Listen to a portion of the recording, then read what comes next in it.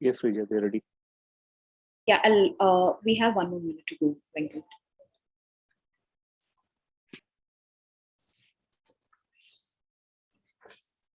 Are we live? Yes. Okay. Thank you. Good afternoon and welcome to the final thematic session of the first All India Conference of East Asian Studies, organized by the Institute of Chinese Studies, New Delhi, in collaboration with the Department of International Relations and Governance Studies, Shiv Nadu University. We shall now begin the proceedings of thematic panel 5 titled Shape-Shifting Culture and Society. Chairing the session is Professor Sushila Narsimhan, former professor of Japanese Studies at the Department of East Asian Studies, Faculty of Social Sciences, University of Delhi. The speakers in this panel are Visieno Kiso, doctoral candidate at the Center for East Asian Studies, School of International Studies, Jawaharlal Nehru University, presenting a paper on Japanese pop culture's response to COVID-19, embracing digitalization and hybridization. Tanu Divakar, doctoral candidate at the Center for Japanese Studies, School of Language, Literature and Cultural Studies, Jawaharlal Nehru University, presenting a paper on Challenges and Strategies of Interlingual Subtitling, a case study of Japanese subtitles of the film, of the Hindi film Three Idiots. Ahmed Shadan, doctoral candidate at the Department of East Asian Studies, Faculty of Social Sciences, University of Delhi, presenting a paper on Bosozoku subcultures, Japanese speed tribe. And finally, Pratyusha Majumdar, master's student at the Department of East Asian Studies, Faculty of Social Sciences, University of Delhi. She'll be presenting a paper on Hikikomori, how the youth of Japan are living as a shut-in. Leading the discussion in this session is Dr. Anushri, Assistant Professor at the Center for Japanese Studies, School of Language, Literature and Culture Studies, Jawaharlal Nehru University. Before I invite the chair to begin the proceedings, I would like to remind our audience that all participants except the speakers will be muted during the session. You can post your queries to the speakers in the chat box or use the raise hand option during the Q&A. Please unmute yourself only when called upon to do so by the chair. I will now invite the chair to begin the proceedings. Over to you, ma'am.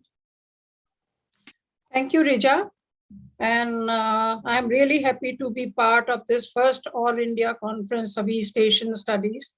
And thanks to Sandeep for inviting me to chair this session. He knows that I like interacting with young students because I keep learning a lot from these young students. And today we have 4 very promising young scholars, Ahmed Shadan, Pratyusha Majumdar, Tanu Divakar, Visieno Kiso, who would be speaking on various aspects of Japanese society, and some are depressing, some relate to the impact of COVID-19, and some relate to the technological advancement which have taken place during this ongoing pandemic.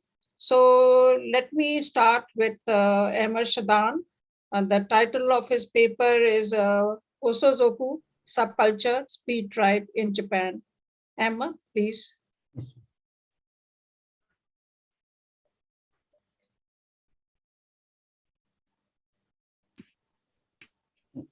Can you see that screen? Yes. Okay. My topic is Bosozoku subculture, Japanese speed tribe. This article explores the Japanese post-war subculture known as Bosozoku, who were basically biker gangs and groups. They defied state police and rules and regulations through speed, noise, and violence during 1970s and 80s. The Bosozoku were basically youth subculture which emerged due to the discontentment against the establishment in Japan with the rise of capitalism and westernization from the deprived youth who eulogized Japanese culture and authority of the emperor. This subculture basically revolves around the speed, thrills, and extreme customization of bikes. Uh, the members mostly belong to the lower income group, basically the deprived society section of the society, and they challenge the state and the mainstream society in Japan. This subculture had also a wide influence on the Japanese popular culture, fashion, and bike customization, etc. The key features and methods of Bosozoku. The appearance and symbols used by these groups and the gangs were kind of resistance shown to the dominant order. The recognized uniform of the Bosozoku is called Tokofoku, a modified working clothes version of World War II kamikaze pilot uniform embroidered with the specific Bosozoku group name on the back and the nationalist phrases. And they use nationalist phrases and kanji imperial flags on their dress. Uh, they often ridicule police and state, and for examples, they use nationalist symbols like rising sun flag on their dress.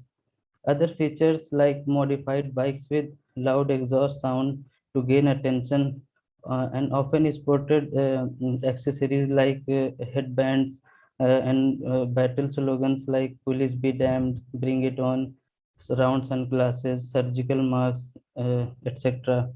Mm, well, one thing which Isol Standis he talks about is Medatsu Koto. It's a to gain the attention of media and people. The Medatsu Koto is a method of gaining the attention in which the performers completely controls the show without the like uh, the onlookers they don't play any part in it. So they use this method to gain the attention and to ridicule the state. Literature analysis. The subcultural theories of crime and deviance help in understanding this subculture, the strength theory, which argues that deviances occur when there are not enough socially acceptable and legal ways to achieve success, and this mostly occurs in the lower classes, according to this theory. And another is social control theory, which argues that loose social control over an individual leads to deviance and crime.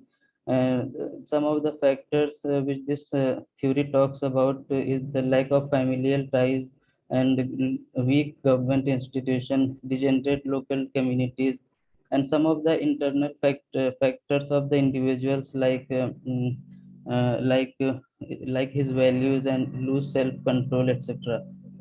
One of the major scholar who worked on this issue is Sato. He uses basically this social control theory to explain the playfulness of Bosozoku members as a way as a way to as a way to show the freedom from the social control. And another is maturational reforms, which is returning back to the normal life as dictated by the social control when they transition to adulthood. Sato's research was based on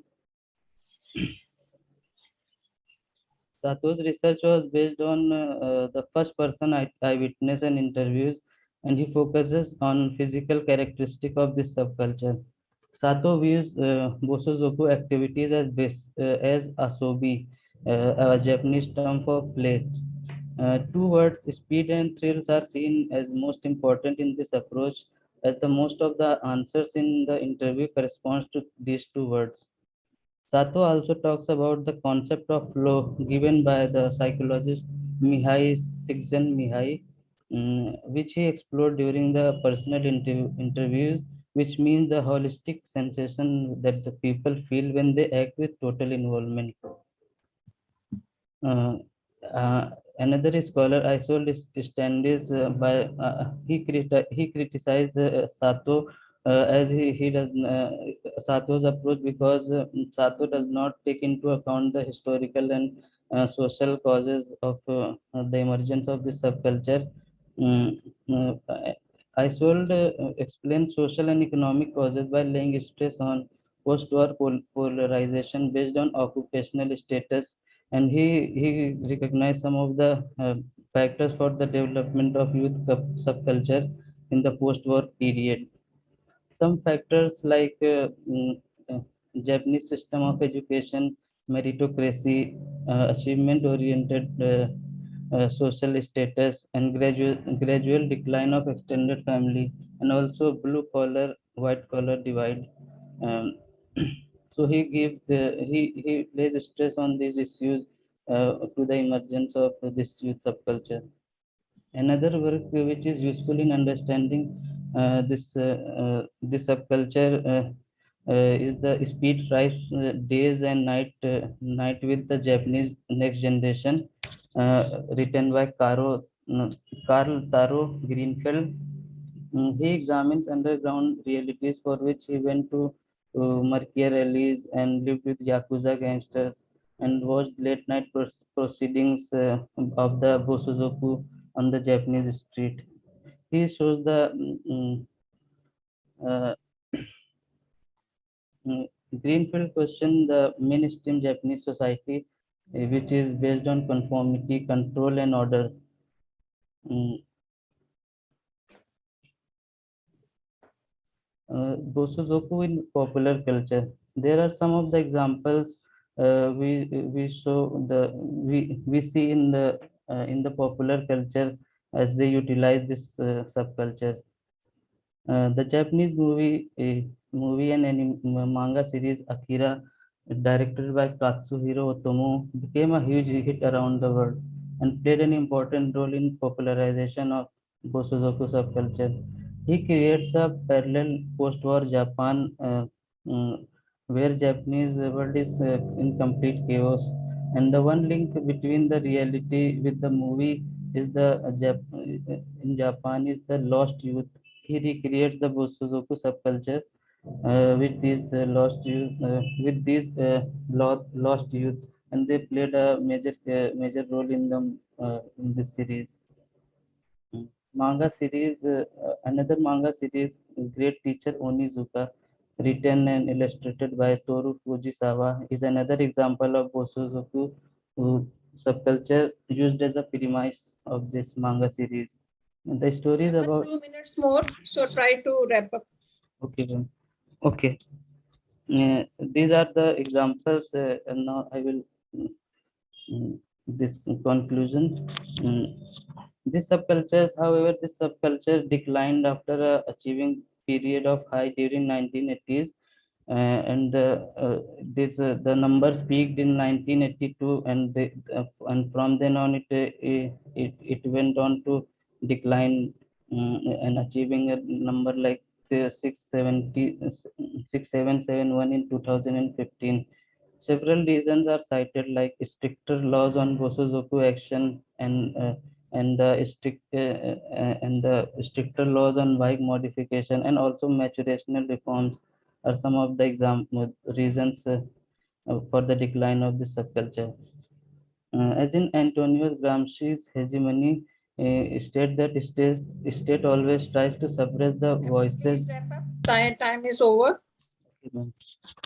So this subculture has emerged as an important phenomenon in Japan, as it inspired popular culture and the style and fashion in Japan, and also emerged as an effective voice of dissent of the depressed working class who were against this industrialization and westernization. Okay, ma'am. Thank you. Thank you, Ahmed. I'm sorry for the paucity of time, but you should have actually tried to summarize it and adjust it accordingly. So now we invite Pratyusha Majumdar. The title is Hikikomori, How the Youth of Japan Are Living as a Shut-in. Pratyusha? Yes. Thank you, Chair. Thank you, ICS and Shivnada University for organizing this conference. I will share my screen first. Yes. It's visible, I think. Yes. Yes, okay. Good afternoon, everyone. My name is Pratyusha, and today I'm going to present on the topic Hikikomori, how the youth of Japan are living as a shut-in. First, I'll introduce my topic. A variety of severe social withdrawal, referred to as hikikomori, has been often represented in Japan and is characterized by adolescents and young adults who become recluses in their parents' homes, unable to figure or go outside for months or years. But not solely in Japan, this development has been wide and fold in most of the developed countries like South Korea, US, UK, China, India, Oman, etc. Now, what is the definition of this hikikomori? Social withdrawal is outlined as the need to measure reception for over 6 months, avoiding social conditions and relationships, and inflicting serious distress and incapacity. The Japanese word hikikomori suggests acute social withdrawal in easy English.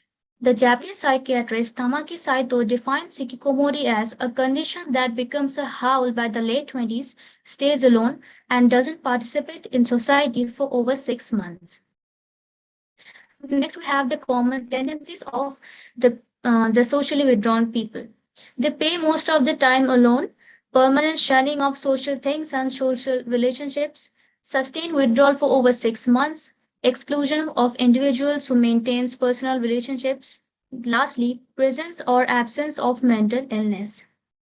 Okay. Now, how much severe is this condition in Japan?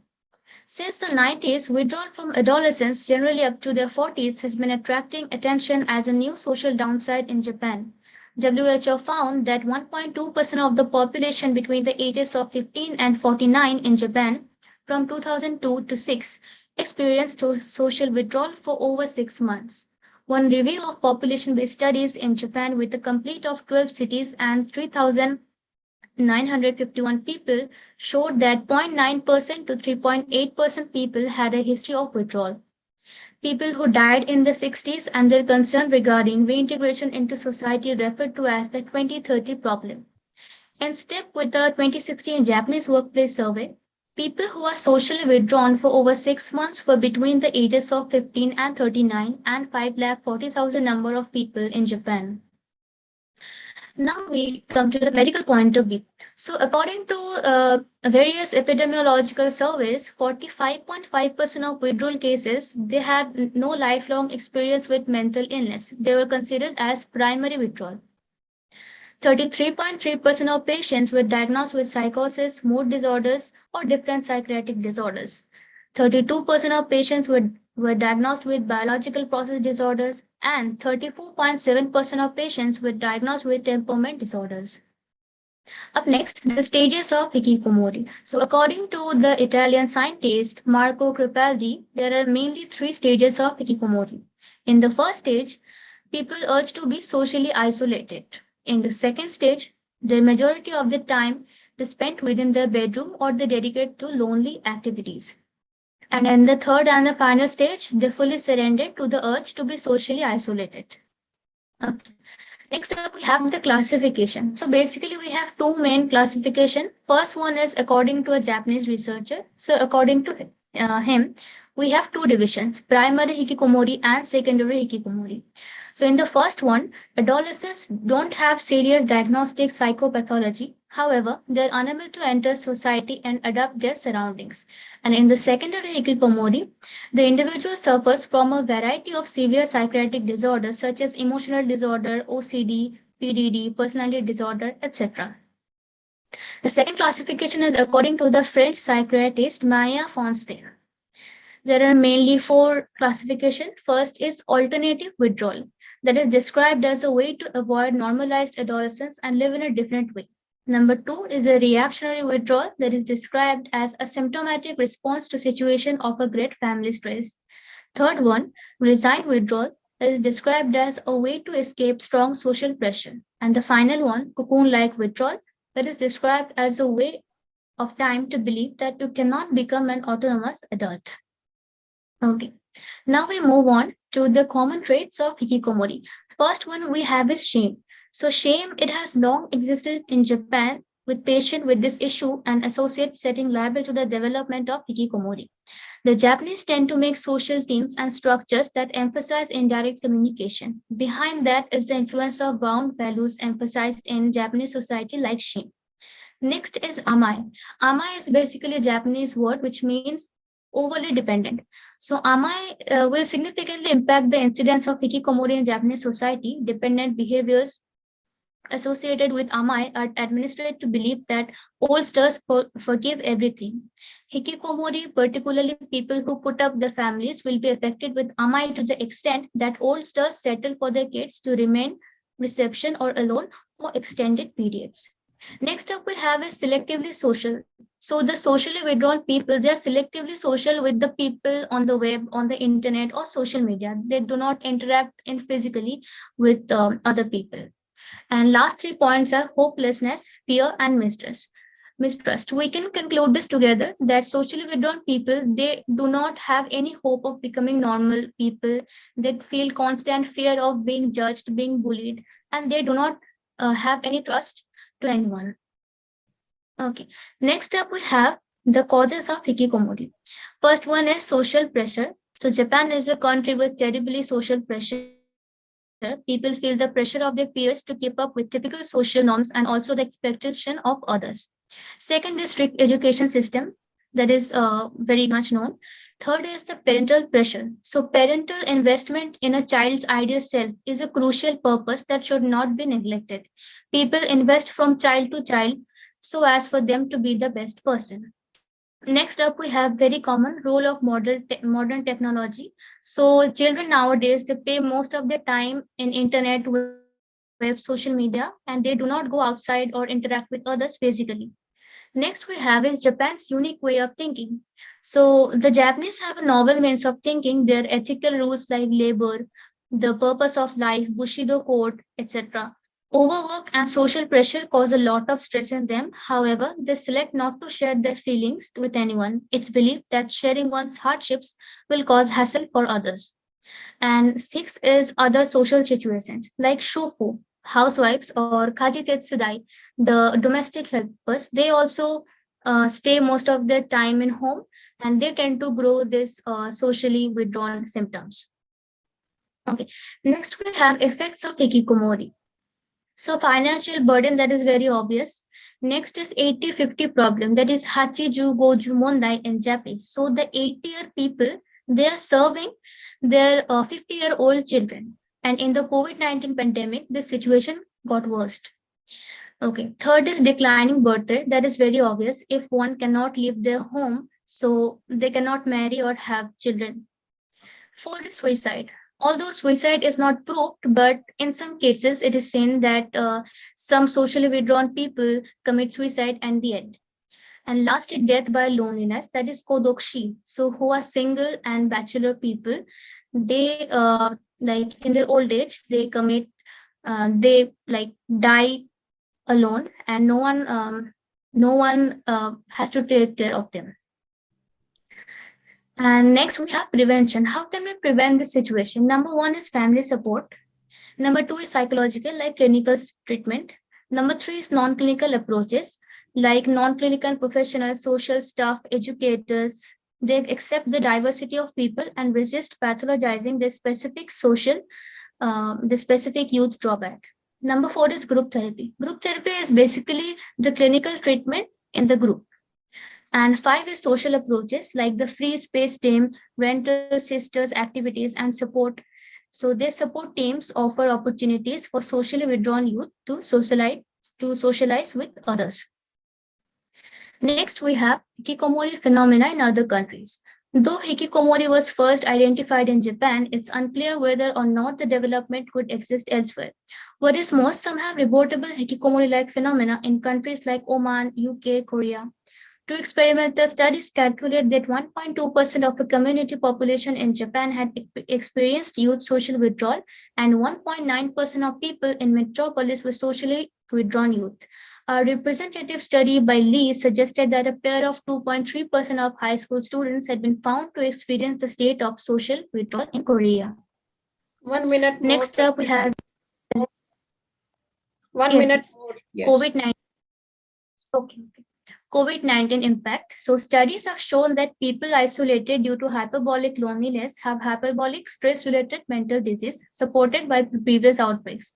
Researchers say hikikomori could also be a post-pandemic development. However, particularly COVID-19 exacerbated this 80-50 drawback in Japan, The 80-year-old people are seriously affected, and also their 50-year-old children are tormented by an epidemic alone.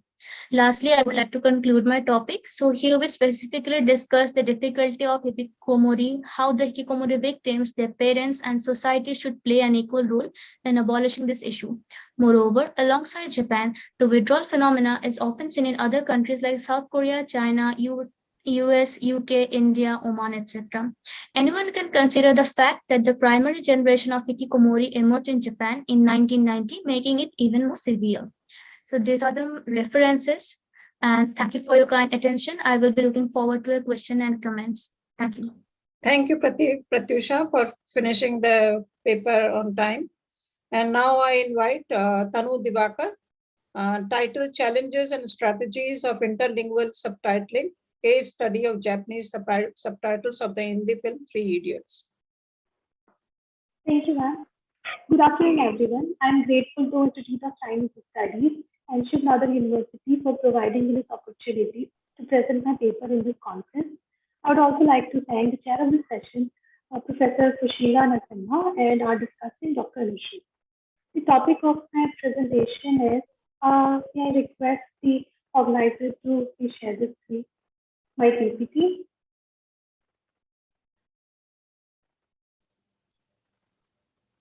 Thank you.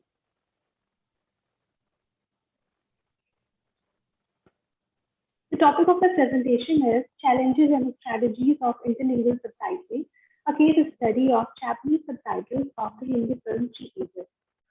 Can you move on to the next slide, please? As the world is becoming more globalized, along with other products, content media is also expanding and making its international presence. These days, a film is not considered successful unless it is screened at a few international events and some foreign countries. Japan is becoming one such country for Bollywood films. An was the first Bollywood film which was also that was shown in Japan in 1954. The trajectory of Indian cinema in Japan can be divided into initial films, era of art films, mainstream formula films, and 21st century experimental films. Recently, the experimental films such as Three Idiots and English are attracting Japanese audience all over again. Next slide, please. Three Idiots is a Hindi film by the famous Bollywood director Rajkumar Hirani, and it was inspired from the book Five Point Someone, written by Chetan Bhagat. The film was released in 2009 in India and 4 years later in 2013 in Japan. It was the highest grossing Bollywood film in Japan till date, it still is. And it was not only appreciated by the audience, but also received several critical appreciations. It was nominated for the for the 37th Japan Academy Award in the category of Outstanding Foreign Language Film. Next slide, please. Bollywood films need to be subtitled or dubbed or both for a foreign audience to enjoy. And in interlingual subtitling, the transfer takes place on two dimensions. A change of language from one language to another, and a change of mode from oral to written mode. Here, the two languages involved are from Hindi to Japanese. With the second language, a whole cultural background comes into the picture. Now, even if both cultures are similar to each other, few elements of differences must be there, and those differences more than often become challenging for the subtitler to translate. It has been argued that the subtitling is a form of translation only with extra restrictions, such as the limitation of time and space. If there is a new term for which there is no concept in the target culture, unlike literary translation, it is difficult to communicate and translate the term since the subtitler does not have the luxury of space where a footnote or glossary can be added. To overcome the challenges of translation, several theories have been proposed by the scholars. Next slide, please. Newmark has given a model of translation procedure that could guide a translator in the process of translation. Some of the most frequently used procedures for subtitling are as follows: literal translation, transparent, cultural equivalence, functional equivalence, shift or transposition, reduction, and couplet. I'll skip the definition to save time. The next slide. Okay, now we come to the data collection. Here, due to limitation of time, I've taken a sample of only 4 dialogues, Hindi dialogues, and the Japanese subtitles from the film Three Idiots. In example 1, the presence of term Baba makes it challenging to be subtitled in Japanese. As a noun, the standard meaning of the term in Hindi is the holy man. However, as a slang, people often use it to show sarcasm. It is generally used to describe people who give unsolicited advice all the time. In the given context, the speaker makes a sarcastic comment on his best friend by referring to him as Baba in the dialogue. The subtitler has used the basic procedure of literal translation for this dialogue and translated Baba into Doshi, which means officiating monk in Japanese. Since it's a cultural term, the literal translation has failed to convey the nuance. Moving on to the next example. Rancho is a speaker who has played a prank on the librarian and it turned into a joke because of the wordplay. Yaad karna has 2 meanings in Hindi. One is to miss or remember or to recall someone, and another is to call or summon someone. So Rancho used this term to tell the librarian that the director has asked for him. Later, when his mischief was caught, he simply told him that all he meant was that the director was missing him. It is always challenging to translate wordplay. Here, the function equivalent has been used to overcome this challenge. The subtitler has used to call and to call out names, Yobu and Namayo Yobu, to make a joke, and therefore the effect of wordplay has been recreated in the subtitles to some extent. In example 3, Gita is a Hindu scripture, and during informal conversation, people give its reference to mock others in a funny way. And however, the Japanese may not understand its reference. And here the subtitler has used a combination of reduction and functional equivalence. The dialogue has been reduced and then generalized to Komakai Koto, which means why bigger over trifle things. And therefore, the message has been conveyed, but the sense of witty mockery or the humor is lost. Ravan Tilandra is used in example 4, which again requires an understanding of Hindu mythology. The director's office has been referred here as Lanka to show how dangerous it could be to invade that place. And the director himself is compared with the ruthless Ravana. Since understanding this metaphor requires cultural knowledge, it would have been difficult to reproduce it in Japanese, and therefore the subtitler decided to omit it altogether. And the original mode of the dialogue has been compromised here for the sake of maintaining brevity. Now, the next slide, please. Can we move on? Now, finally, in conclusion, it has been found in the study that generally wordplay, idioms, and the terms, slangs, or terms which require a background knowledge of Indian culture are challenging to be translated. Newmark's model of translation procedure is mostly useful in overcoming the challenges in the sample. Function equivalence is most successful in rendering the message. Apart from that, a combination of 2 strategies or couplet has also been successfully applied to make the message clear. And on the other hand, the literal translation should be avoided wherever a cultural element is present.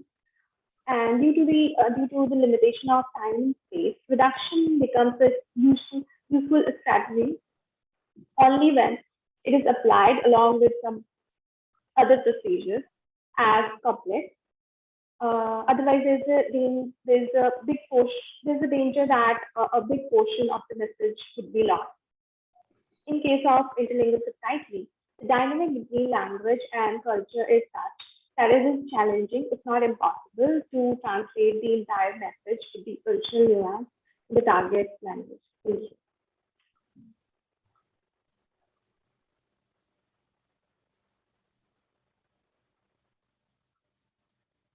Have you finished? Thank you so much for finishing on time. It's indeed, much fun is lost in translation. So now we invite Visieno Kiso. The title is Japanese Pop Culture's Response to COVID-19, Embracing Digitalization and Hybridization. Visieno, please. Okay. Thank you, Chair. Thank you, AICEAS and Jawaharlal University for the opportunity to present my paper. It's been very enriching and learning for me. Thank you for this platform. The title of my paper presentation is Japanese Pop Culture's Response to COVID-19, Embracing Digitalization and Hybridization. Like any other country, Japan's art, culture, creative industries have been severely impacted by COVID-19. As a result, it led to the closure of cultural institutions and cancellation of many cultural performances. As a result, Japan had to take a lot of proactive steps to remotely provide alternative and supplementary services by leveraging online platforms, which resulted in innovative digital production, distribution, and consumption patterns. This is the content of my presentation. I will look into how Japan's pop culture responded, and they responded to COVID-19, basically the impact of COVID-19 on the production, consumption, and the distribution of Japanese pop culture. Now, Japanese pop culture includes Japanese cinema, cuisine, television programs, anime, manga, video games, and J-pop. But my research paper is mainly focused on the animation industry and the manga industry and how these two industries responded to COVID-19. Now, the concept of digitalization is not a new phenomenon in the pop culture industry. Even before pandemic, with the advent of new digital technologies, pop culture content has been mass-produced and distributed on various platforms. And Japan is promoting Society 5.0 by introducing digital technologies systems by and accelerating its implementation to achieve a society in which all citizens are dynamically engaged. Now, the other concept that I'm going to look in this paper is hybridization, which is the increasing number of co-productions with entertainment companies outside Japan to co-create high quality anime content. Now, as mentioned, I would look into how Japan stand on getting gaining from a stronger focus on the internet, and how engaging has Japan's pop culture been during COVID-19. Now, brief looking into history. Now, this is not the first time Japan underwent lockdown. Now, the concept of lockdowns and quarantine has been around the olden days to deal with various emergencies. And a similar type of lockdown, like COVID lockdown, was also marked in the Edo period in Japan, where Japan isolated itself and where Japanese could not leave the country, and only few foreign nationals were allowed to enter for trading purposes. Now, during this time, Japanese self-isolation allowed regional and cultural expressions to flourish without foreign countries or interference. Now, when as mentioned here, there's a list of cultural activities that developed during this period and is still very much recognized today for their profound cultural value. Now, looking into COVID-19, yes, the Japanese pop culture during the lockdown focused on the internet and streaming entertainment during the pandemic. And one interesting thing is, unlike the Sakuku lockdown, COVID lockdown, the development of Japanese pop culture took place within and outside of Japan, unlike Sakuku, where it happened only inside Japan. Now, looking into COVID-19 as a digital activator, now with the advice to stay at home, to work from home, maintain social distancing to contain the spread of COVID-19. Now, many people were confined to their homes, and they looked for ways to entertain themselves. Now, in the wake of COVID-19, the Japanese pop culture industry embarked on an unprecedented journey of digital transformation with great speed, and this led to the development of innovative new distribution consumption models. I want to look into 4 types of strategies, digital strategies that Japanese pop culture adopted. Number A is online streaming. Now, streaming services became a source of entertainment for people during COVID-19, and then during this time, new subscribers found themselves watching anime due to being stuck at home and unable to go to movie theaters. As a result, the digital revolution dramatically changed the creative landscape of the anime industry. Number one, we've seen a lot of streaming services like HBO Max, Prime Video, Netflix, and other that provided an extensive library of Japanese anime to the global audience. Now, number two, Japanese anime were made accessible to many anime fans outside Japan. And number three, streamer providers were able to deliver highest quality streaming videos to their audiences. Now, number B is virtual anime events. Now, before the pandemic, anime conventions are usually physical gatherings where fans would come together in Japan and across Japan. However, with the government's declaration of a state of emergency in Japan and across the world, all events were cancelled, and as a result, the alternative option to having online convention gave hope to anime fans during the pandemic. And popular and very famous anime events such as Anime Expo 2020, Funimation Con 2020, all live streamed their events, and they brought rich content and visual arts, and they brought the fans community together on the web. Now, looking into the manga scene, stay-at-home orders have led significant percentage of people to read and consume digital mangas. Now, during COVID-19, it is seen that the manga market experienced a promising expansion. Now, another interesting trend is that the upward movement in the digital manga industry is attributed to the growing popularity of anime on streaming platform, which is otherwise the other way around before the pandemic. Now, another interesting aspect is also the virtual YouTubers. Now, virtual YouTubers are referred as VTubers, where unknown YouTubers, virtual YouTubers, they create content using a virtual avatar that is digitally generated and deeply inspired by anime. Now, during the COVID-19, the popularity of YouTubers skyrocketed as a number of viewers subscribed to their favorite streamers for virtual entertainment. And in 2020, Playboard, that is a ranking site for YouTube video chats worldwide, reported that Japanese virtual YouTubers mainly dominated the number of super chatted channels. Now, super chat is a digital feature that allows VTubers to monetize their channels once their contents go live, and this feature allows the viewer to pay to pin their comments on live streams. Now, number D is virtual anime tourism. Tourism in Japan is very much driven by Japanese animation. Fans would travel all the way to Japan to visit anime sites and manga sites that is in the comic, and it boosted local tourism. However, in the light of the pandemic, anime tourism suffered a setback as fans could not travel to Japan and visit famous anime and manga sites. As a result, virtual tourism, which was seen as a futuristic concept, proved positive for the sector, and the Anime Tourism Association, along with some other private organizations, they facilitated virtual reality tours of real life settings of popular anime series to entertain and engage the fans. Due to lack of time, okay, I go to the next concept, that is hybridization, which is also securing the future of the Japanese anime industry. Now, as a result of the popularity of anime, now the anime industry has been taking various approaches to partner with the best production houses outside Japan, foreign production houses, in order to deliver high quality content internationally. And the Japanese industry in Japan has become Netflix's largest revenue source in Japan. It has focused on co-producing and licensing Japanese anime content. And during the pandemic, there's some of interesting collaborations that happened. Number one, I want to look into Netflix. Even before pandemic, Netflix has already collaborated with famous Japanese anime studios. But in 2020, it has entered into partnership with 4 anime studios, 3 Japanese anime studios, and 1 South Korean anime studio, to explore new storylines and formats to entertain anime fans worldwide. Another interesting collaboration is Tokyo's Toei Animation Studio with CJENM. This is the distributor of the Oscar-winning movie Parasite, that has signed an agreement in 2021 to create films and television series for the global market.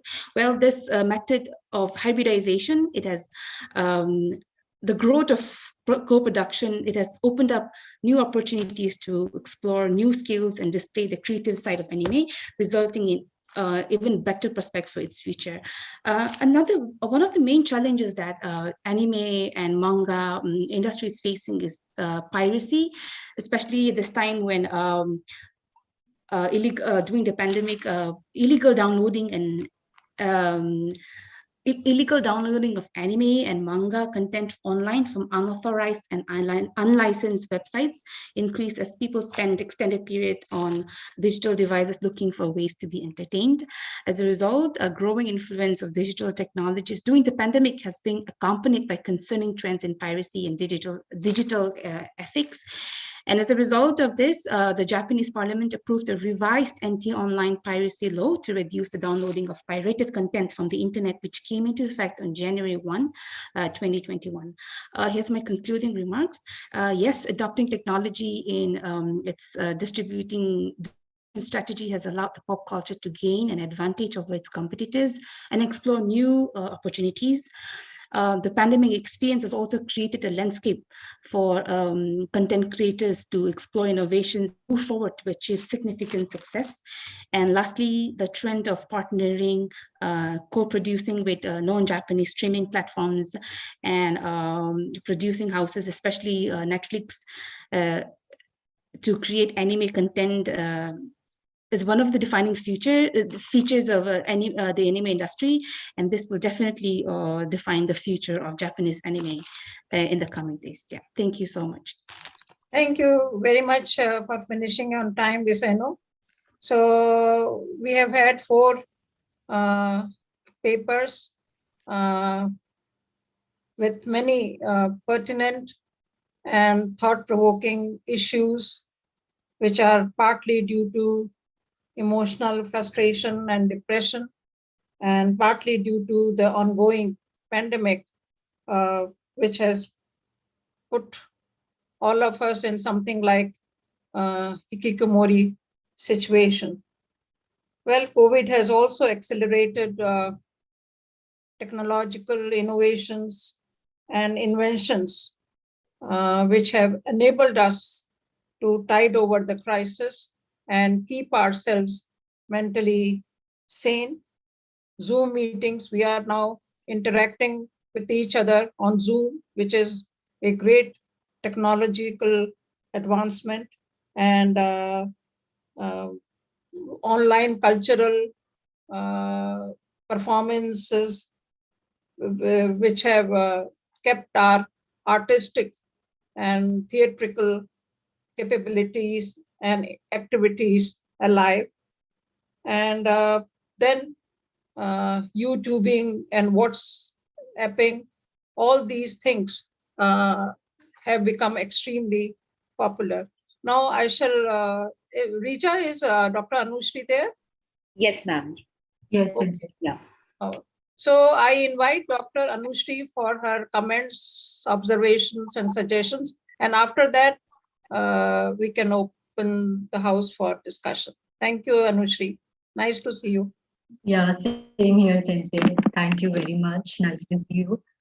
Good evening, everyone. I'm sorry for causing little inconvenience, but thank you so much for giving me this opportunity.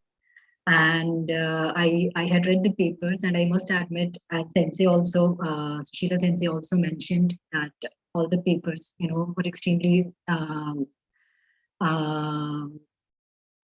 thought-provoking and interesting. I would say rather fascinating and refreshing. I mean, new topics were there, and the papers, they are focusing on the new realms of Japanese culture and subculture. So let me give my feedback about all the papers, and I would begin with, I'm not actually going in any particular order.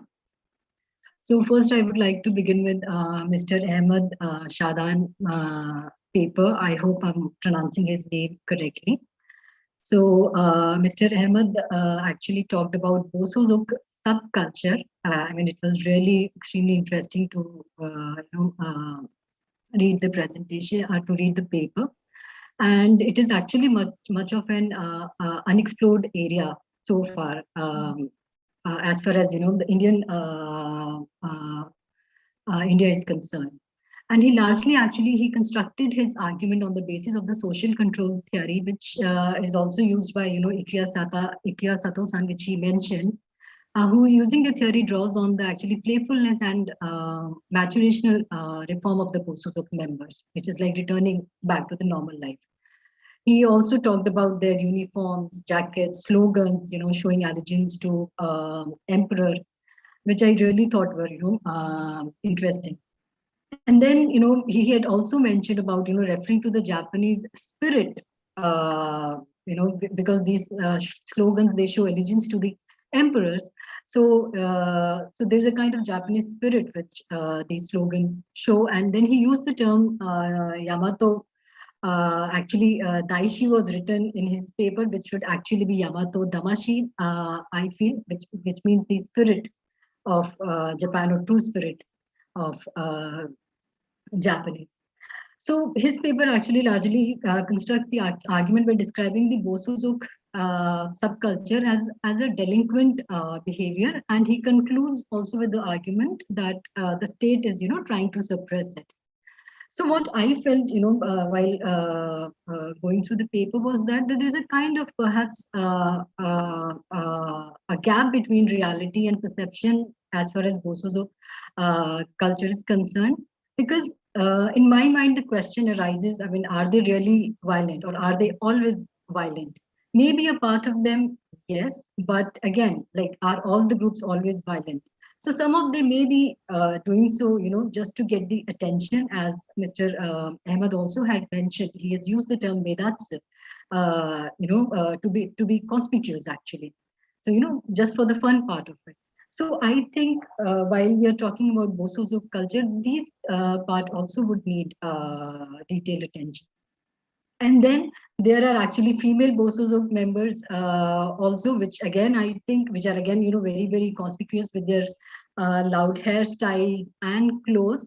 So it would again be, I think, very interesting, to include them also in the paper. And then actually the paper, he described in detail while I was reading two books, two major studies. One was by Ikea Sato's Kamikaze Bikers, and the another one was by Isolde Standish, which I think, of course, I mean, it is required to give a background knowledge of the subject. But however, the description I found was little, maybe too long, so that what was happening, it was blurring the aim or purpose of his paper. So I thought it is extremely important to have an object for the paper, which helps actually, focusing on the subject. And what I found interesting about the Bosuzuk, culture, I actually watched a video after reading his paper. So what I found interesting was that though they are described as deviant element or violent or aggressive youngsters, it, to me, actually, looking at them, they look like a more organized groups, and I could feel that there is a kind of hierarchy, loyalty, like such key elements are there, in the group. So maybe they are kind of rejecting the society in a way, but at the same time conforming to their group. So what I felt while reading his paper, Ahmad Khan's paper, was that just of course, I mean, we need to look from outside also, like what are Bosuzuk, how do they dress, about their history, but attention could also be paid about their the inner functionalities of the groups. So it would also bring a new perspective to the study.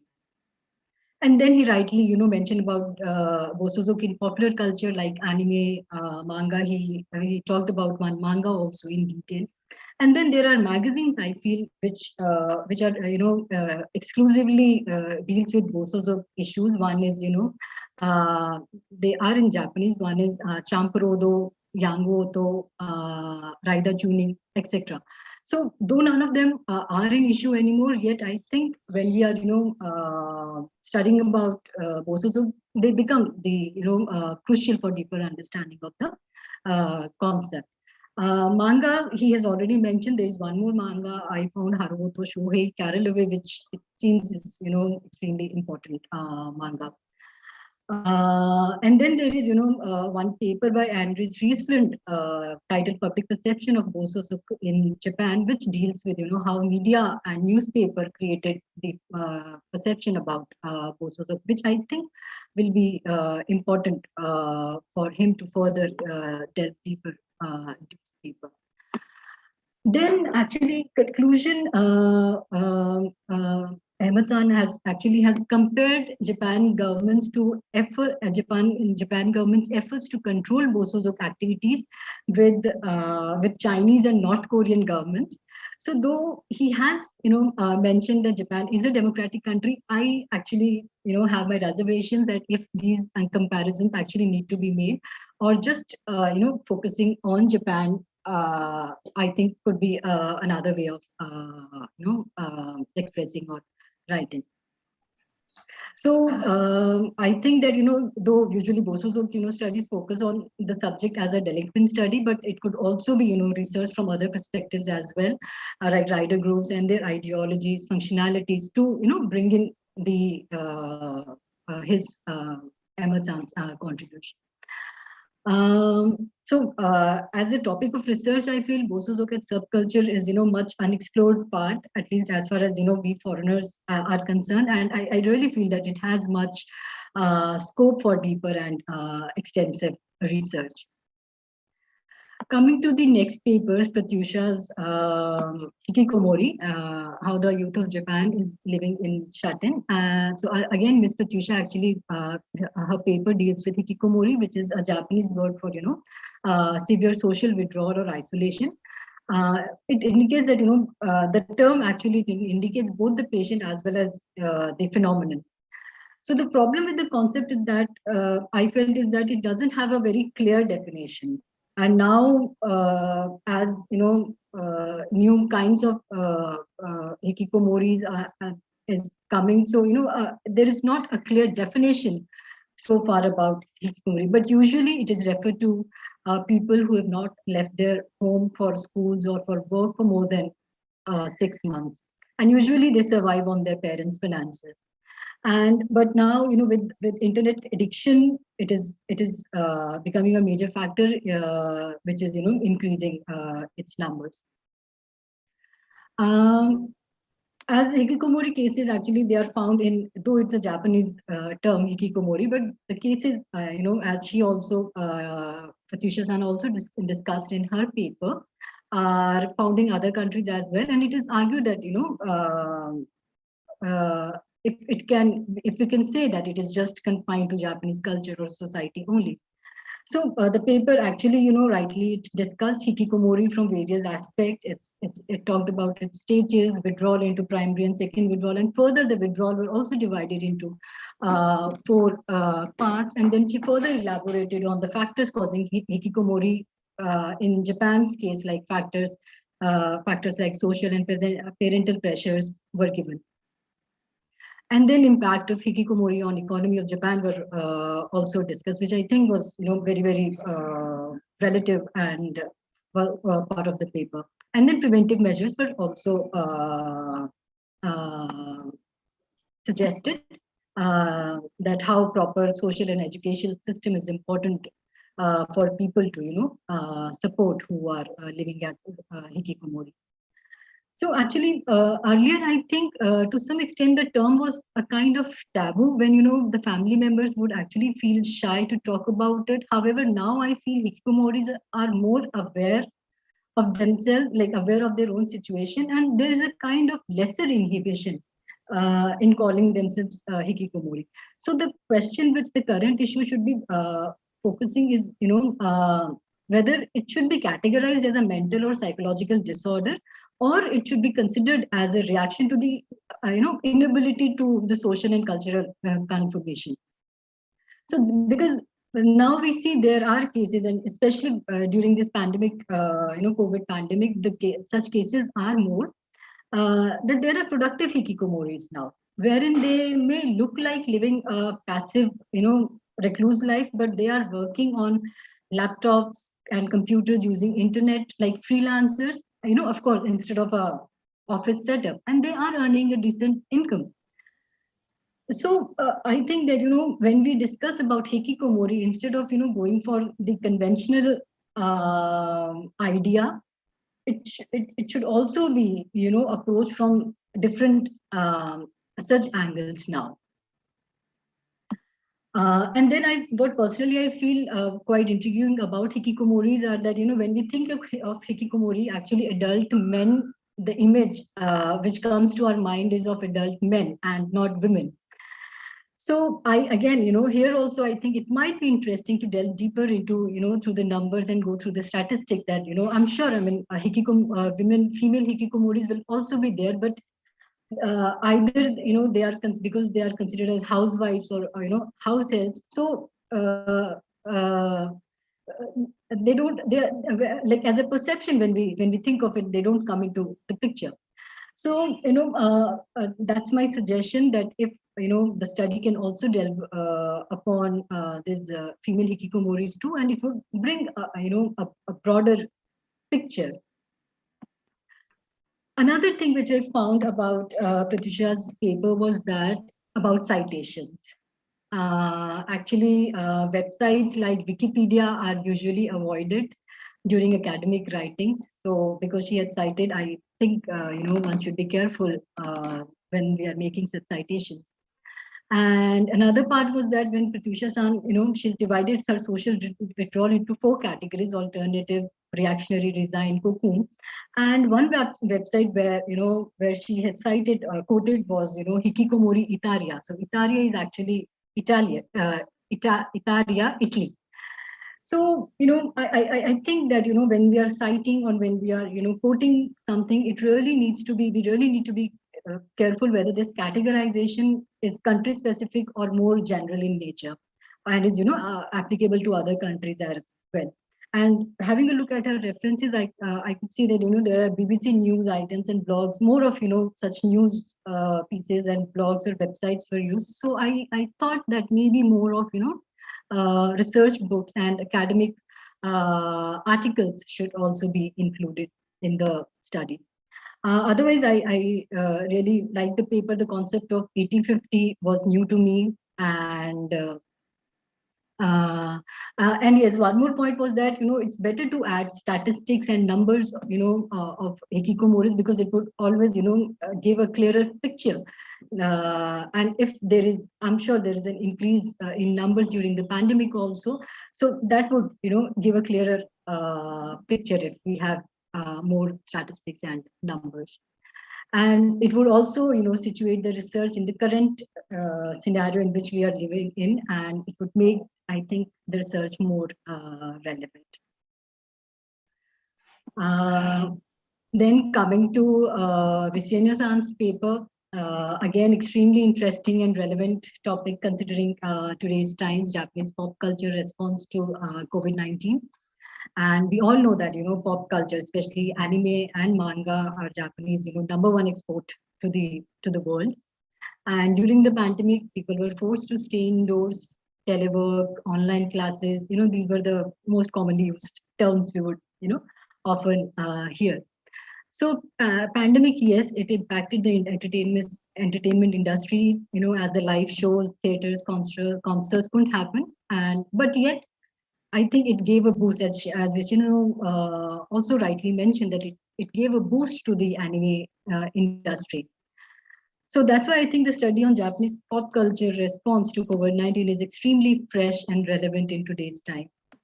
And in the beginning, she compared the recent lockdowns with the Edo period sakoku, the closed country policy of over 200 years, which was extremely intriguing.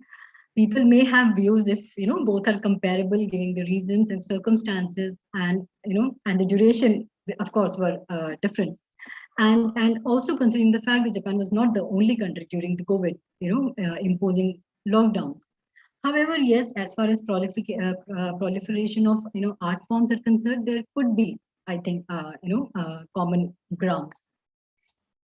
And during COVID, especially animation, I think she rightly mentioned that they were streamed online, there were streaming platforms, and the production houses, they did benefit a lot. Anushri, can you just wrap up comment on Tanu Divakar's? Okay, Sensei, sure. Okay. Sensei, before that, I'll just wind up Visieno sons.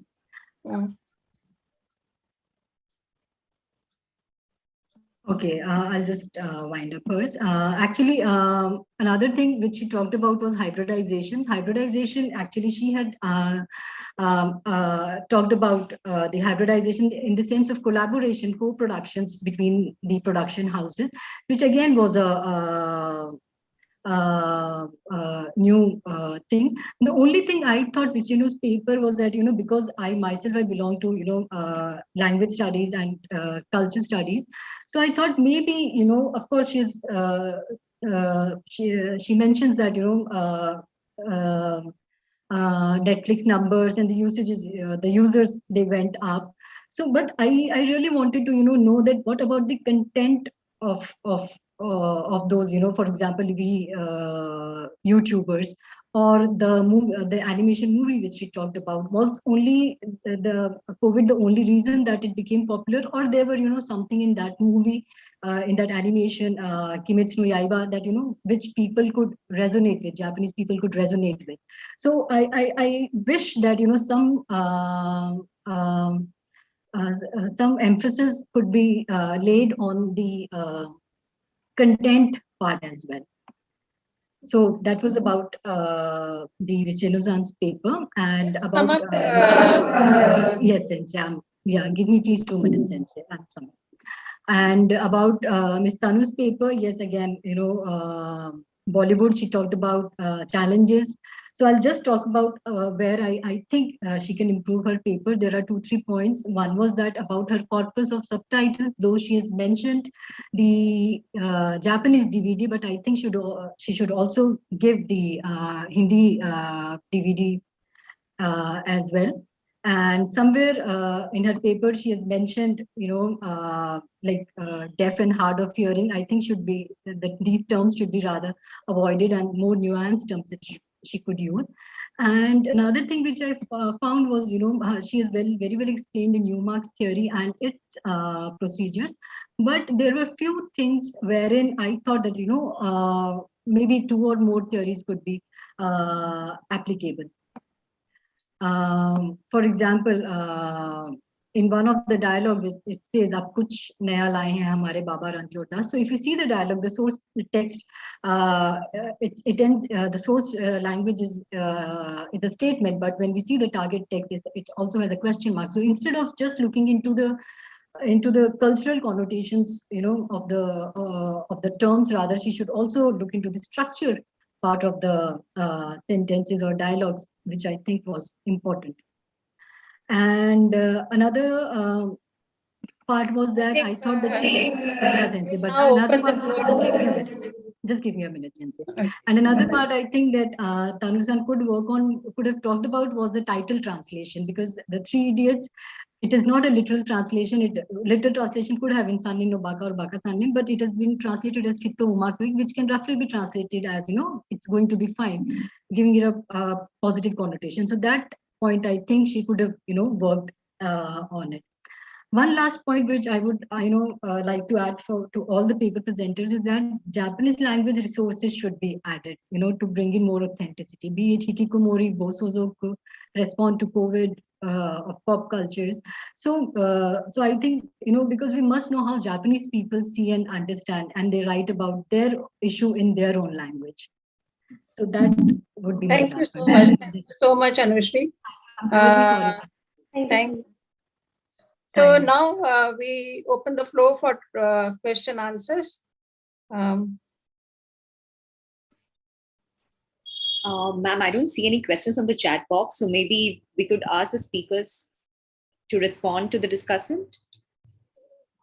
Yes, Ahmed, would you like to give some comments on discussion? Comments made by Dr. Anushri? The points? Yes, ma'am. Ma'am has talked about that are these groups are always violent, there are some people believe that they turn to yakuza later in their adulthood, but there are not enough evidence that they go to yakuza gangs, join yakuza gangs, and they are mostly discontented youth only who show their discontentment to the state. And and ma'am also talked about the inner functionality of Bosozoku. In one article, I have read that their values are modeled on Bushido code, like the way of samurai, i.e., their adherence to the adherence and loyalty to their groups and subculture, and also the also feeling honored to the attachment to the subculture also. So I have seen this any popular anime in recently Tokyo Revengers. In there also they have shown how these members are very loyal to their groups. In that anime, it is the premise is basically on this subculture, Bosozoku subculture only. So these are my And comments. Dr. Anushri also suggested that you should include the girl gangs also, because there are not just male gangs, but also girl gangs. So you should include that aspect also, and then you should also explain the perception gap, how they are portrayed by the media, and what exists in reality. Because I came across one Bosozoku gang in 1987. In fact, they did not seem to be violent. In fact, they helped us.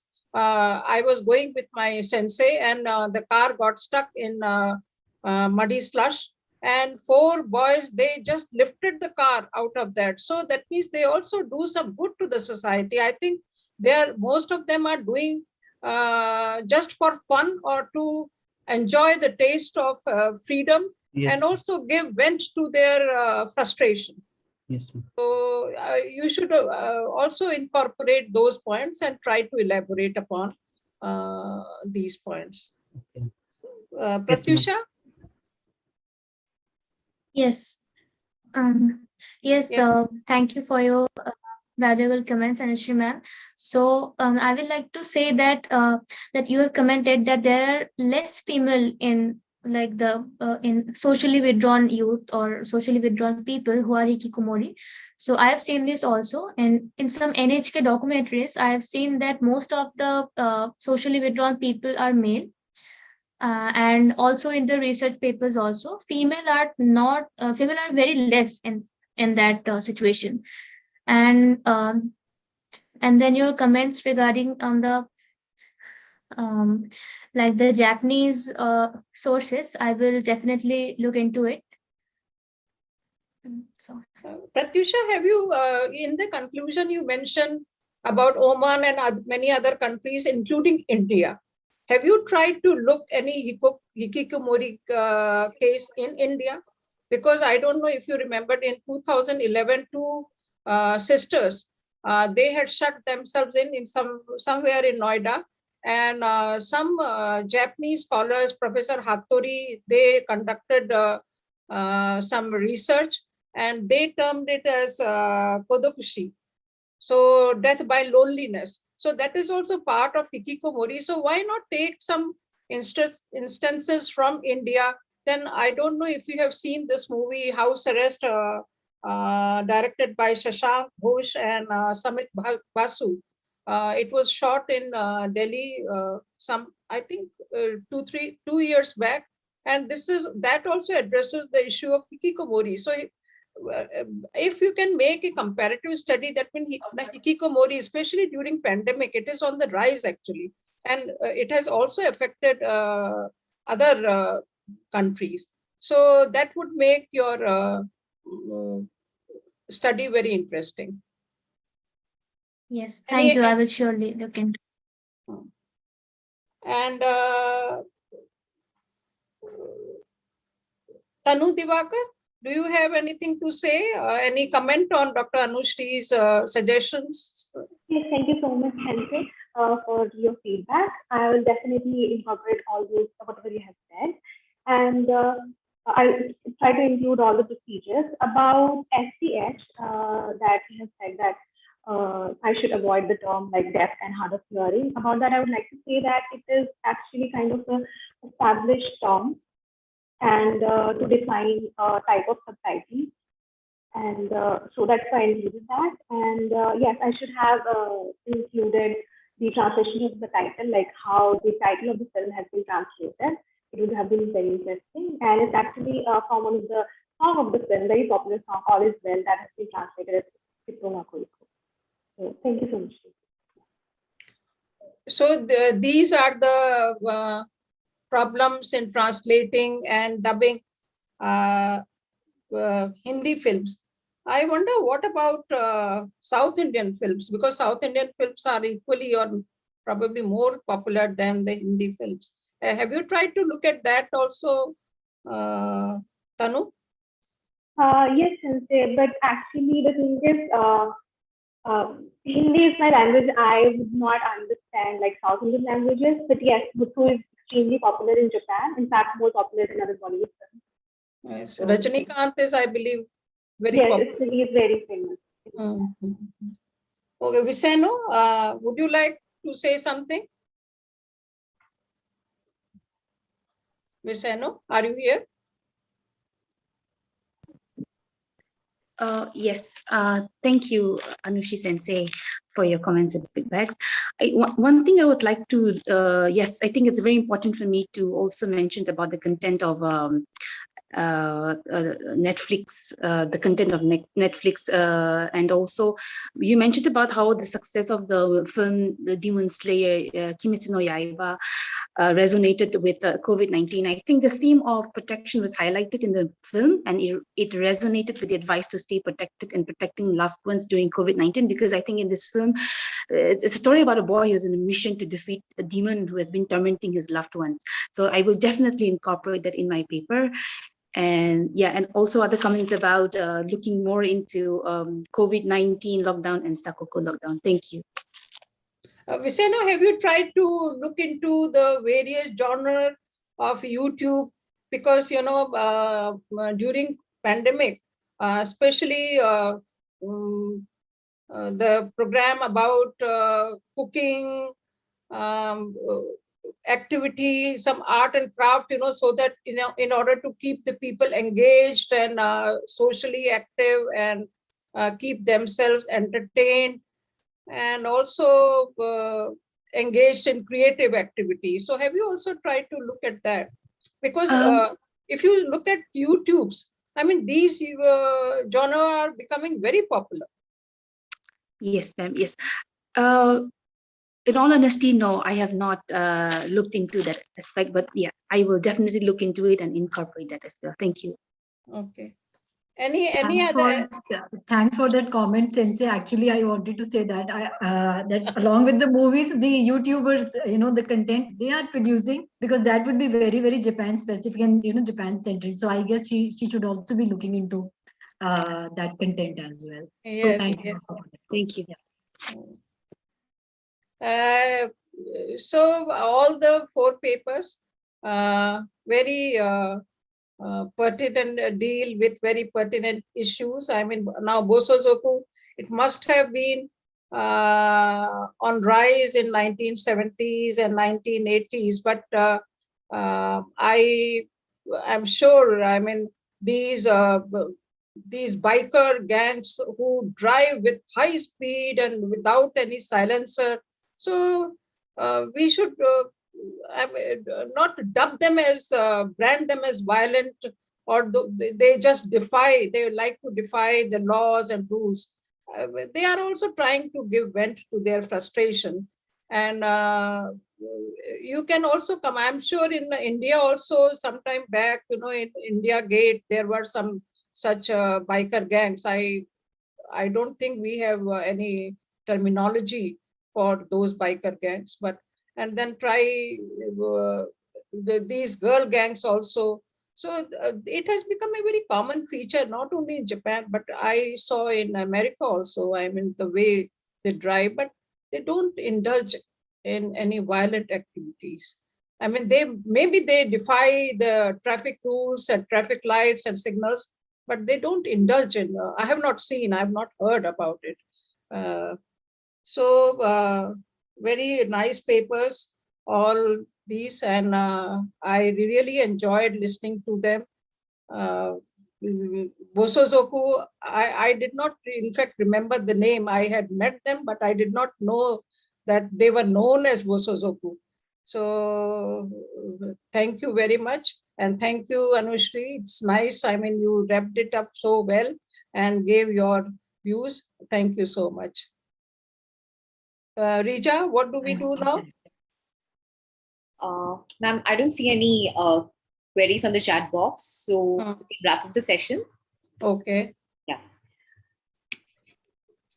Thank you, Professor Narsimhan and Dr. Anushri, for your constructive comments on the presentations. We hope the presenters find these comments helpful as they work further on improving the papers. Thank you to all the panelists for joining us. The video recordings of all our sessions will be available on the ICS YouTube channel. We shall now have a small break and resume at 5 p.m. for the valedictory session. Professor Kim Yeon-chul, former Minister of Unification, Republic of Korea, and professor in J University will be delivering the valedictory address. We hope you will stay back for the session. Thank you for logging in. Thank you.